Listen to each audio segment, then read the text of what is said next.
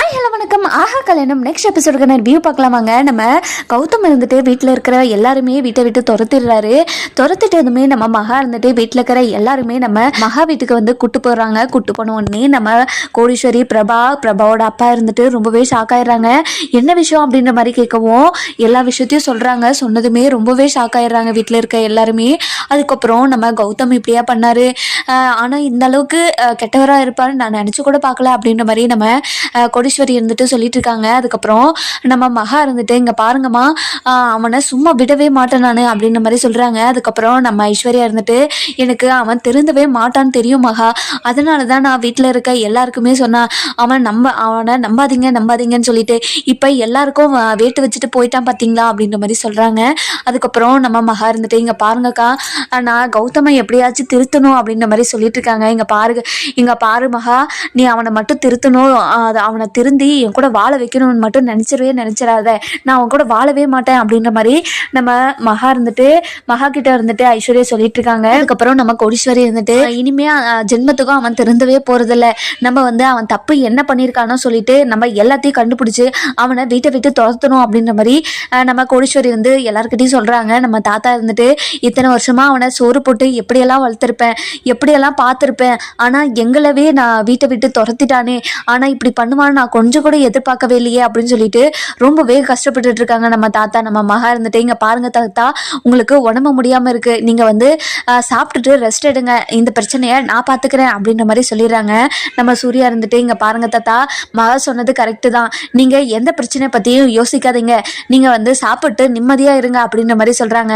நம்ம தாத்தா இருந்துட்டு நடக்கிறதெல்லாம் பார்த்தா எங்கதான் நிம்மதியா இருக்கிற மாதிரி இருக்கு, நிம்மதியா இருக்கிற மாதிரியா பண்றாங்க எல்லாரும் அப்படின்ற மாதிரி சொல்றாங்க. அதுக்கப்புறம் நம்ம பாட்டி இருந்துட்டு நம்ம குடும்பத்துக்கு மட்டும் ஏன்டா இப்படியே ஒண்ணு மேல ஒண்ணு வந்துட்டே இருக்கு, கஷ்டத்து மேல கஷ்டம் கொடுத்துட்டே இருக்கானே அந்த ஆண்டவன் அப்படின்ற மாதிரி சொல்லிட்டு இருக்காங்க. நம்ம மகா இருந்துட்டு இங்க பாருங்க பாட்டி, நீங்களும் வருத்தப்படாதீங்க, கண்டிப்பா கூடிய சீக்கிரம் அந்த வீட்டை நம்ம தாத்தா பேருக்கே எழுதி வைக்க நான் ட்ரை பண்றேன் பார்த்தா, அவன் என்ன தப்பு பண்ணியிருக்கானோ அதை எல்லாத்தையும் கண்டுபிடிச்சி அந்த வீட்டை அவங்களுக்கு மீட்டு கொடுக்குறேன் அப்படின்ற மாதிரி நம்ம மகா சொல்றாங்க. அதுக்கப்புறம் நம்ம சூர்யா இருந்துட்டு ஆமாங்க பாட்டி, நீங்க எதுக்குமே கவலைப்படாதீங்க, அவன் என்ன பண்ணியிருந்தாலும் கண்டிப்பா அதை கண்டுபிடிச்சி நான் அந்த வீட்டை மீட்டு கொடுக்குறேன் அப்படின்ற மாதிரி நம்ம சூர்யாவும் சொல்லிட்டு இருக்காரு. அதுக்கப்புறம் நம்ம கோடீஸ்வரி இருந்துட்டு நீங்க என்ன பண்ணாலும் உங்களுக்கு கூட நிக்கிறேன் சூர்யா அப்படின்ற மாதிரி நம்ம கோடீஸ்வரி சொல்லவும் நம்ம சூர்யா இருந்துட்டு ரொம்பவே சந்தோஷப்படுறாங்க. நான் என்னோட சந்தோஷத்துல இல்லாம இருக்கலாம், ஆனா நீ என்னோட ஒவ்வொரு கஷ்டத்துலயும் நீங்க இருக்குங்க அத்தை, அதனாலதான் உங்களை எனக்கு ரொம்ப பிடிச்சிருக்கு அத்தை அப்படின்ற மாதிரி சொல்லிட்டு இருக்காங்க. அதுக்கப்புறம் கோடீஸ்வரி இருந்துட்டு இங்க பாருங்க மாப்பிள்ள, நீங்க எங்க வீட்டு பையன்ற மாதிரி தான் நாங்க இப்ப வரைக்கும் நினைச்சிட்டு இருக்கோம், நீங்க எங்களை பிரிச்சு பேசாதீங்க அப்படின்ற மாதிரி சொல்லிட்டு இருக்காங்க. அப்புறம் நம்ம பிரபா இருந்துட்டு இங்க பாருங்க மாமா, எங்க வீட்டுல ஒருத்தரா தான் நாங்க நினைச்சிட்டு இருக்கோம், நீங்க இப்படி பிரிச்செல்லாம் பேசாதீங்க, இனிமே இந்த வீட்லயே இருங்க மாமா அப்படின்ற மாதிரி சொல்லிடுறாங்க. அதுக்கப்புறம் நம்ம சூர்யா இருந்துட்டு நம்மளுக்கு இத்தனை பேரு இருக்காங்களே அப்படின்னு நினைச்சு ரொம்பவே சந்தோஷப்பட்டிருக்காரு. அதுக்கப்புறம் நம்ம சித்ரா இருந்துட்டு கௌதம் கிட்ட இத்தனை நாளா இதுக்காக தாண்டா இவ்வளோ நாளா வெயிட் பண்ணிட்டு இருந்தேன், இந்த சாம்ராஜ்யத்தை நான் ஆளணும் தாண்டா இவ்வளோ நாளாக வெயிட் பண்ணிட்டு இருந்தேன், அது இன்னைக்கு எனக்கு வந்துருச்சு, எனக்கு எவ்வளோ சந்தோஷமா இருக்கு தெரியுமாடா, எனக்கு அப்படியே காத்துல பறக்கிற மாதிரி இருக்குடா அப்படின்ற மாதிரி நம்ம கௌதம் கிட்ட சொல்லவும் கௌதம் இருந்துட்டு என்னடா இங்க பாருங்கம்மா, நீங்க நினைச்ச மாதிரி இப்ப இருக்கலாம், இது உங்க சாம்ராஜ்யம், நீங்க சொல்றதா எல்லாமே அப்படின்ற மாதிரி நம்ம கௌதம் இருந்துட்டு சித்ரா கிட்ட சொல்லவும் சித்ரா இருந்துட்டு ரொம்பவே சந்தோஷப்படுறாங்க. அதுக்கப்புறம் இந்த இவ்வளோ பெரிய வீட்டில் இவங்க 2 பேர் தான் இருக்காங்க, குடும்பத்தில் எல்லாருமே இருந்தால் தான் சந்தோஷம் இருக்கும் அப்படின்றது நம்ம சித்ராவுக்கும் கௌதமுக்கும் தெரிய மாட்டேங்குது.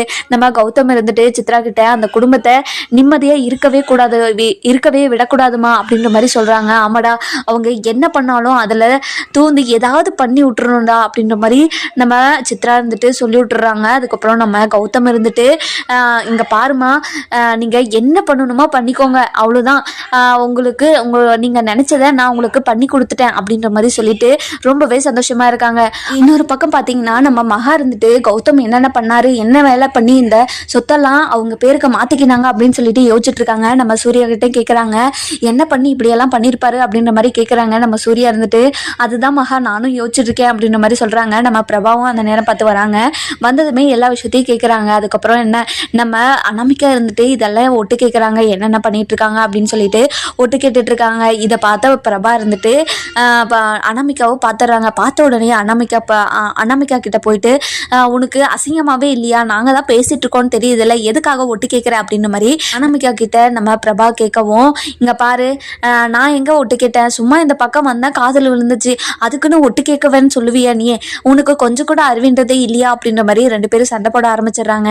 அதுக்கப்புறம் விஜய் இருந்துட்டு எதுக்காக சண்டை போடுறீங்க அப்படின்ற மாதிரி கேட்குறாங்க. அதுக்கப்புறம் விஜய் நம்ம பிரபா இருந்துட்டு இங்கே பாருங்க நானும் மாமா அக்காலாம் பேசிட்டு இருந்தான், இவ வந்து ஒட்டு கேட்டுட்டு இருக்கா அப்படின்ற மாதிரி சொல்றாங்க. அதுக்கப்புறம் எதுக்காக அனாமிகா அப்படி பண்ற அப்படின்னு சொல்லிட்டு நம்ம விஜய் கேட்கவும், இல்லைங்க இப்படிக்காக வந்தேன், அப்படியே காதில் விழுந்துச்சு, நான் ஒன்றும் ஒட்டு கேட்கல, அப்படியேப்பட்ட ஒன்றும் நான் இல்லை அப்படின்ற மாதிரி நம்ம அனாமிகா வந்து எதையோ சொல்லி சமாளிச்சுட்டு இருக்காங்க. அதுக்கப்புறம் இவ கடை பேசியெல்லாம் பிரயோஜனமே இல்லைன்னு சொல்லிட்டு நம்ம பிரபா இருந்துட்டு கிளம்பிடுறாங்க.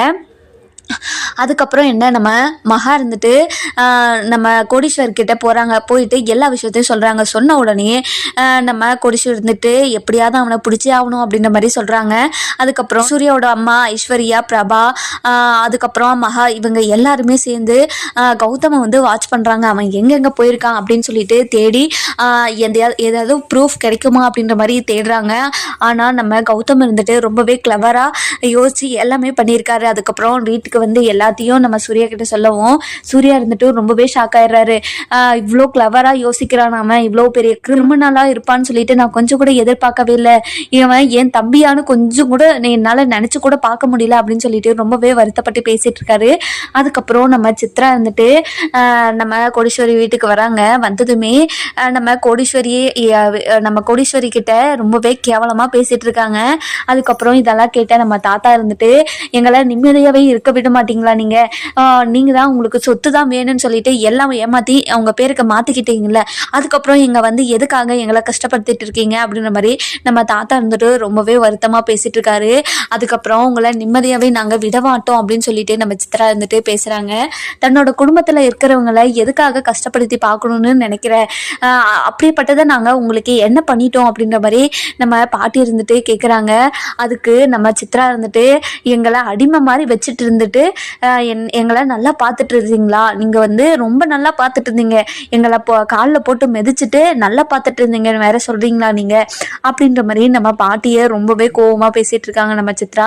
அதுக்கப்புறம் கௌதம் இருந்துட்டு அந்நியரே உங்களுக்கு பெரிய சர்ப்ரைஸ் கொடுத்தேனா, நான் நல்லா இருக்குதா இந்த சர்ப்ரைஸ், இன்னும் நிறைய சர்ப்ரைஸ் வச்சிருக்கேன் உங்களுக்கு அப்படின்னு சொல்லிட்டு நம்ம மகா கிட்ட சொல்லவும் மகா இருந்துட்டு அமைதியாவே இருக்காங்க. நம்ம சூர்யாவுக்கு கோவம் வந்து உன்னை சும்மாவே விட மாட்டேன்டான்னு சொல்லிட்டு நம்ம கௌதம இருந்துட்டு அடிக்க வராரு. அதுக்கப்புறம் இங்க பாருடா, என்னை அடிக்கிற வேலையெல்லாம் வச்சுக்காத, நான் எவ்வளோ பெரிய ஆளுன்னு தெரியுமாடா உனக்கு அப்படின்ற மாதிரி நம்ம சூர்யா கிட்ட சொல்லவும் சூர்யா இருந்துட்டு நீ ஒரு பொறுக்கி தானடா, அது எனக்கு தெரியும்டா அப்படின்ற மாதிரி நம்ம சூர்யா இருந்துட்டு கோவமா சொல்லி அடிச்சுட்டே இருக்காரு. இங்க பாருடா, என் பையனை அடிக்கிற வேலையெல்லாம் வச்சுக்காத, இனிமேல என் பையன் மேல ஒரு அடி விழுந்துச்சு அவ்வளவுதான் உனக்கு அப்படின்ற மாதிரி நம்ம சித்ரா வந்துட்டு ரொம்பவே கோவமா விஜய் நம்ம சூர்யா கிட்ட சொல்லிட்டு இருக்காங்க. அதுக்கப்புறம் இங்க பாருங்க, எங்க வீட்டுக்கு வந்து எதுக்காக இப்படி நின்று அசிங்கமா பேசிட்டு இருக்கீங்க, உங்களுக்கு கேவலமா இல்லை, நீங்க வீட்டை இங்க ஒரு நிமிஷம் கூட நிக்காதீங்க அப்படின்ற மாதிரி நம்ம கோடீஸ்வரி இருந்துட்டு ரொம்பவே கோவமா நம்ம சித்ராவையும் கௌதமையும் வீட்டை விட்டு துரத்துறாங்க. அதுக்கப்புறம் அவங்க அந்த அசிங்கம் கூட இல்லாம வந்து நின்று ரொம்பவே கேவலமா பேசிட்டு இருக்காங்க 2 பேரும். அதுக்கப்புறம் என்ன நம்ம தாத்தாவும் பாட்டியும் இதெல்லாம் நினைச்சு ரொம்பவே ஃபீல் பண்ணிட்டு இருக்காங்க. அதுக்கப்புறம் நம்ம மகா போயிட்டு தாத்தா கிட்டேயும் பாட்டிக்கிட்டே இங்க பாருங்க தாத்தா பாட்டி, நீங்க வந்து எதுக்குமே கவலைப்படாதீங்க அப்படின்ற மாதிரி சொல்றாங்க. அதுக்கப்புறம் நம்ம மகா இருந்துட்டு கொஞ்ச நேரம் யோசிக்கிறாங்க என்னதான் பண்ணலாம் அப்படின்னு சொல்லிட்டு யோசிச்சுட்டே இருக்காங்க. அதுக்கப்புறம் மகாக்கு வந்து ஒரு ஐடியா வருது. அதுக்கப்புறம் நம்ம மகா இருந்துட்டு சூர்யா கிட்ட போயிட்டு இந்த ஐடியாவை சொல்றாங்க. இங்க பாருங்க, அந்த பெரியவர் இருக்காரு இல்ல, அவங்களுக்கு அவங்க பணத்தை நகையெல்லாம் எடுத்து கொடுத்தோம்ல, அந்த பெரியவர் உங்களுக்கு எந்த உதவி வேணா கேளுங்க, நான் உங்களுக்கு பண்றேன்னு சொல்லியிருக்காங்க இல்லையா, அவங்க கிட்ட போய் இந்த உதவியை கேட்கலாமா அப்படின்ற மாதிரி சொல்றாங்க. நம்ம சூர்யாவும் சரி ஓகே நம்ம போய் கேட்டு பார்க்கலாம், உதவி பண்ணா நம்மளுக்கும் நல்லது தானே அப்படின்ற மாதிரி சொல்றாங்க. அதுக்கப்புறம் நம்ம சூர்யாவும் மகாவும் அடுத்த நாள் காலையில வந்து அந்த பெரியவரை பார்க்க போறாங்க. பெரியவர்கிட்ட நடந்த விஷயத்தெல்லாம் எல்லாத்தையுமே சொல்லவும் நம்ம பெரியவர் வந்து ரொம்பவே ஷாக் ஆயிடுறாரு. இப்படிப்பட்டவங்களும் இந்த உலகத்துல இருக்காங்களா அப்படின்ற மாதிரி ரொம்பவே ஷாக்கிங்கா கேட்டுட்டு இருக்காரு. அதுக்கப்புறம் எப்படி என்ன பண்ணி மோசடி பண்ணி எங்க சொத்தெல்லாம் மாத்தினான்னு தெரியல, ஆனா எல்லா சொத்தையும் அவன் பேர்ல மாத்திக்கின்னு எங்களெல்லாம் வீட்டை விட்டு துரத்திட்டான் அப்படின்ற மாதிரி அவங்க பெரியவர்கிட்ட சொல்லவும் பெரியவர் இருந்துட்டு நீங்க எதுக்குமே கவலைப்படாதீங்க, உங்க சொத்தெல்லாம் நாங்க உங்க பேருக்கு மாத்தி தரோம், அது என்னோட வேலை அப்படின்ற மாதிரி அந்த பெரியவர் சொல்லவும் நம்ம மகா இருந்துட்டு ரொம்பவே சந்தோஷப்படுறாங்க. தாத்தா பாட்டி நிம்மதியாக இருப்பாங்கள்ல இதுக்கு மேலே அப்படின்ற மாதிரி ரொம்பவே சந்தோஷப்படுறாங்க. அதுக்கப்புறம் இந்த இப்படியாப்பட்டவனை நான் ஜெயிலில் போட்டே ஆகணும் அப்படின்னு சொல்லிட்டு அந்த பெரியவர் வந்து ரொம்பவே கோவமாக சொல்லிட்டு இருக்காரு நம்ம மகா கிட்ட. அவங்க எவ்வளோ தப்பு பண்ணியும் திருந்துருவாங்கன்னு சொல்லிட்டு தான் நாங்கள் விட்டு வச்சிருந்தோம். ஆனால் எங்களுக்கு இவ்வளோ பெரிய துரோகத்தை பண்ணுவாங்கன்னு நான் நினச்சி கூட பார்க்கல அப்படின்ற மாதிரி நம்ம மகா இருந்துட்டு அந்த பெரியவர்கிட்ட சொல்லிட்டு இருக்காங்க. நீ எதுக்குமே கவலைப்படாத மகா, கண்டிப்பாக உங்களுக்கு உங்கள் சொத்து திரும்ப வரும் அப்படின்ற மாதிரி அந்த பெரியவர் வந்து சொல்கிறாரு. அதுக்கப்புறம் நம்ம சூர்யா இருந்துட்டு இங்கே பாரு மகா, கண்டிப்பாக அந்த பெரியவர் வந்து நம்மளுக்கு சொத்தை மீட்டு கொடுத்துருவாரு அப்படின்ற மாதிரி சொல்கிறாங்க. அதுக்கப்புறம் நம்ம மகா இருந்துட்டு ரொம்பவே தைரியமாக போகிறாங்க. அதுக்கப்புறம் அந்த பெரியவர் இருந்துட்டு திரும்ப கூப்பிட்டு அவங்க மகா கிட்டேயும் சூர்யா கிட்டேயும் ஒன்று சொல்கிறாங்க. இங்கே பாருங்கள், நீங்கள் போலீஸ் ஸ்டேஷனுக்கு போயிட்டு கம்ப்ளைண்ட் கொடுங்க, நான் பேசிக்கிறேன் மற்றதெல்லாம் அப்படின்ற மாதிரி சொல்கிறாங்க. அதுக்கப்புறம் நம்ம மகாவும் சூர்யாவும் தாத்தாவை கூட்டிகிட்டு போயிட்டு போலீஸ் ஸ்டேஷனில் கம்ப்ளைண்ட் கொடுக்குறாங்க. இப்படி தான் என்னோட சொத்தெல்லாம் ஏமாற்றி அவன் பேரில் எழுதிக்கிட்டான், எனக்கே தெரியாமல் எல்லா சொத்தையும் மாற்றிக்கிட்டான் அப்படின்ற மாதிரி கம்ப்ளைண்ட் கொடுக்குறாங்க. அதுக்கப்புறம் கம்ப்ளைண்ட்டும் எடுத்துக்கிறாங்க. அந்த பெரியவர் இருந்து போலீஸ் ஸ்டேஷனுக்கு கால் பண்ணி எல்லா விஷயத்தையும் சொல்லிடுறாரு. அந்த போலீஸ் ஸ்டேஷன்லேயும் எல்லா கம்ப்ளைண்ட்டையும் எடுத்துக்கிறாங்க. எடுத்துக்கிட்ட உடனேயே நம்ம சூர்யா இருந்துட்டு ரொம்பவே கோவமாக அவனை என்ன பண்ணுறான் பாரு, இந்த தப்புக்கெல்லாம் ஆதாரம் கிடைக்கட்டும் அப்போ இருக்கு அவனுக்கு அப்படின்ற மாதிரி ரொம்பவே பொறுமையாக இருக்காரு. அதுக்கப்புறம் நம்ம தாத்தாவையும் பாட்டியும் வீட்டுக்கு கூப்பிட்டு போகிறாங்க. வீட்டுக்கு கூப்பிட்டு போயிட்டு தாத்தா பாட்டி நீங்கள் சாப்பிட்டு டேப்லெட் போடுங்க அப்படின்ற மாதிரி சொல்கிறாங்க. அதுக்கப்புறம் நம்ம தாத்தா இருந்துட்டு டேப்லெட் போட்டு என்ன பண்ணுறது, இருந்து என்ன பண்ணுறது, இல்லாமல் என்ன பண்ணுறது, எல்லா கஷ்டத்தையும் இந்த வயசில் நான் அனுப்பி வைக்கிற வயசாக இது, எனக்கு எதுக்காக இப்படியெல்லாம் நடக்குதுன்னு எனக்கு தெரியல, எல்லாத்தையும் நினச்சி பார்த்தா எனக்கு ரொம்பவே கஷ்டமா இருக்கு அப்படின்ற மாதிரி நம்ம தாத்தா இருந்துட்டு ரொம்பவே ஃபீல் பண்ணிட்டு இருக்காரு. நம்ம மகா இருந்துட்டு இந்த வீட்டையும் சொத்தையும் மீட்டு கொடுப்பாங்களா மாட்டாங்களான்னு சொல்லிட்டு நம்ம வர எபிசோட்ல பார்க்கலாம். இந்த வீடியோ உங்களுக்கு பிடிச்சிருந்தா லைக் பண்ணுங்க, சப்ஸ்கிரைப் பண்ணுங்க, மறக்காம பெல் ஐகானையும் கிளிக் பண்ணிக்கோங்க.